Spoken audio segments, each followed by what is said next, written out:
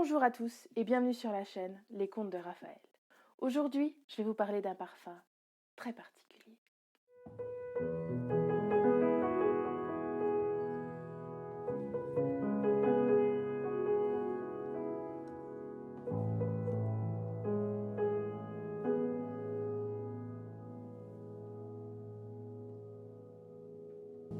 Il était une fois un souverain riche et puissant. Il veillait sur un royaume prospère, son peuple l'aimait, il était en paix avec ses voisins. Qu'il ait un désir, à la minute, il était exaucé. À peine avait-il le temps de demander. Mais croyez-vous que cet homme était heureux? Non, non, on n'avait jamais vu un roi si triste. Il se traînait là, du matin au soir et du soir au matin. Cette lassitude et cette mélancolie inquiétaient fort son entourage, et en particulier une petite esclave, l'une de ses favorites, qu'il aimait d'amour tendre. Elle avait tout essayé pour le dérider. Elle aurait donné mais n'importe quoi pour un éclat de rire. Mais rien, rien ne savait dérider son roi. Même, même pas une petite étincelle dans le regard, même pas un bout de sourire, rien. Elle n'arrivait à rien.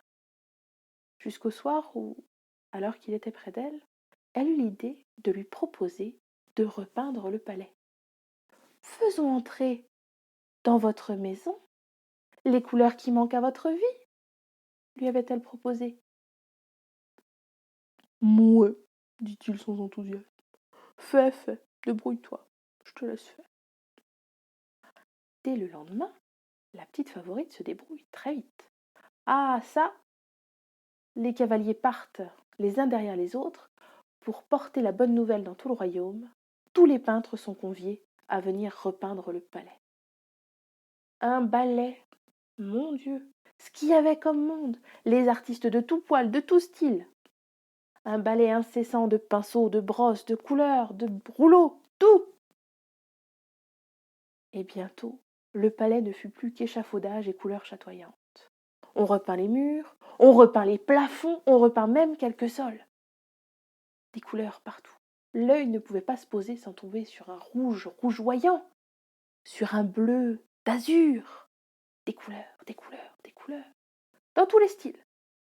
Il ne resta bientôt plus au palais qu'un petit pan de mur là-bas, oublié, n'avait inspiré personne.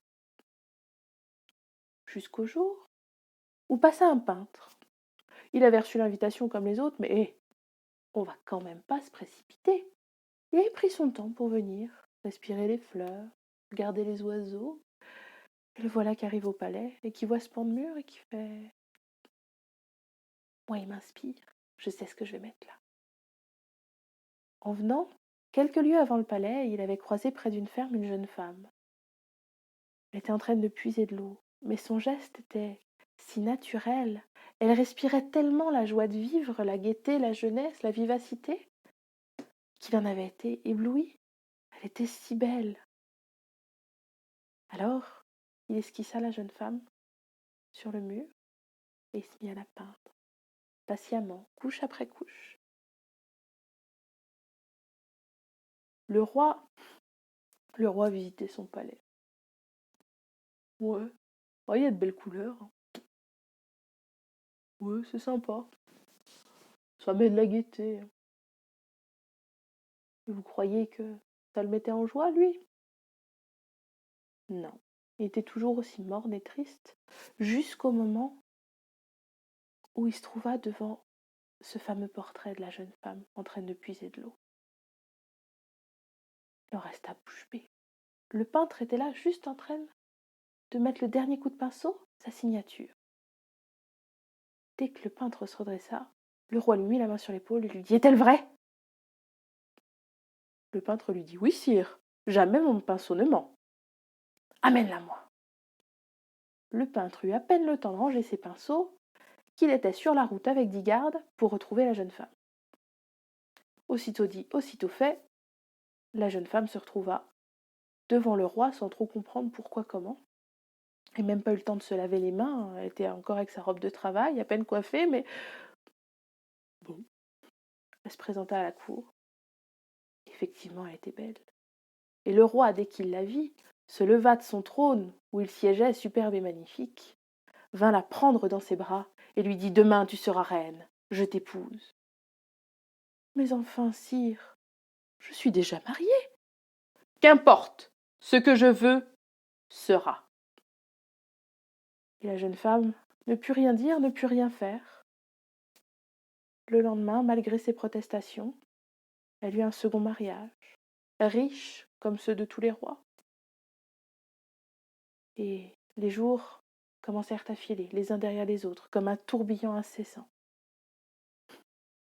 D'habilleuse en costumière, en soirée, elle ne savait plus quoi faire, elle ne comprenait plus ce qui lui arrivait. Elle n'avait même plus le temps de réaliser ce qui lui arrivait. Jusqu'au jour où, le printemps revenu après 1 an,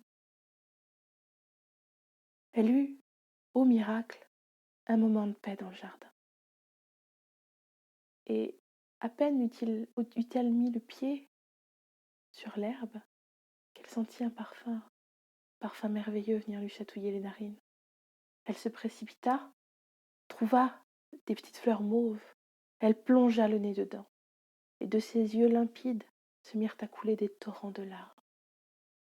Elle respirait ces fleurs, elle respirait à plein poumon, à n'en plus pouvoir. Le roi, qui passait par là, la trouva ainsi et lui dit « Mais enfin, que vous arrive-t-il, ma reine? Qu'est-ce qui ne va pas? Oh, ce parfum me rappelle mon époux inoublié. Oh, ça me fait du bien, ça me fait du mal, si vous saviez. » Le roi ne veut pas savoir, en fait. Il s'énerve et lui dit « Ce chagrin n'est pas digne de vous. Je vais le faire venir, moi, cet homme. Et si son parfum n'est pas si fantastique, demain à l'aube, il mourra. » Ainsi fut fait. 10 gardes partirent et revinrent avec le mari. L'homme s'avança au milieu de la cour. Sous les rires à peine masqués, les quolibets. Ah oui, imaginez, cette cour chatoyante, ces gens vêtus de pourpre et d'or, de chapeaux à plumes, et au milieu d'eux, ce paysan, avec son pantalon de travail, avec sa chemise de travail, râpée au coude, un petit peu tachée, et son chapeau dans les mains. Et pourtant, il se tient droit. Pourtant, il marche droit jusqu'au roi. Il s'incline comme il se doit, et il attend. Il n'a Dieu que pour la reine. Le roi le toise. « Ah, c'est toi, le fameux mari. » Dès qu'il a claqué des doigts, tous les juges s'approchent. On ricane un peu avant d'approcher, on se dit « Ouh, ça va peut-être pas sentir bon. » hein. Certains ont même prévu dans leur poche quelque chose pour respirer quelque chose d'agréable après avoir senti cet homme qui visiblement sort d'une porcherie. Un homme qui travaille avec ses bêtes, franchement, oui. Il s'approche, il respire. Et là, l'impensable se réalise. Les yeux des juges deviennent un peu vitreux. Un léger sourire plane sur leurs lèvres. Ils deviennent tout rêveurs. Comme s'ils avaient une vision du paradis. Le roi n'en est pas satisfait. Il congédie les juges et demande « Quel est ton secret, homme? Quel est ce parfum? D'où vient-il » Et l'homme, toujours droit et fier devant le roi, lui dit « C'est bien simple. Au soir de nos épousailles, mon épouse, bien-aimée, inoubliée, a frotté mon corps des pieds à la tête avec des petites fleurs mauves qu'elle a ramassées dans la rosée du soir. Elle m'en a embaumé tout entier. Et depuis que je pense à sa voix, que je pense à son odeur, que je pense à sa peau, que je pense à son rire, à sa voix, à son sourire, sa bouche. Et le parfum revient, le parfum m'embaume tout entier pour crier au monde que je suis son amant, à elle seule, pour toujours et à jamais. La reine n'en a pas besoin de plus.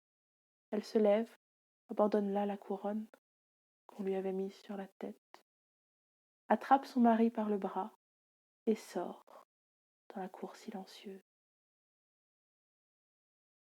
Le roi retomba sur son trône,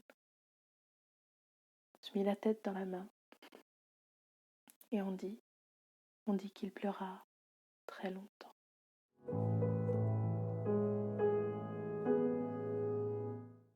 Merci à vous d'avoir regardé cette vidéo jusqu'au bout. J'espère que cette histoire vous aura plu. Si c'est le cas, surtout, n'hésitez pas, likez, commentez, partagez, abonnez-vous si ce n'est pas déjà fait. Et moi, je vous dis à très bientôt pour une nouvelle histoire. Ciao, ciao!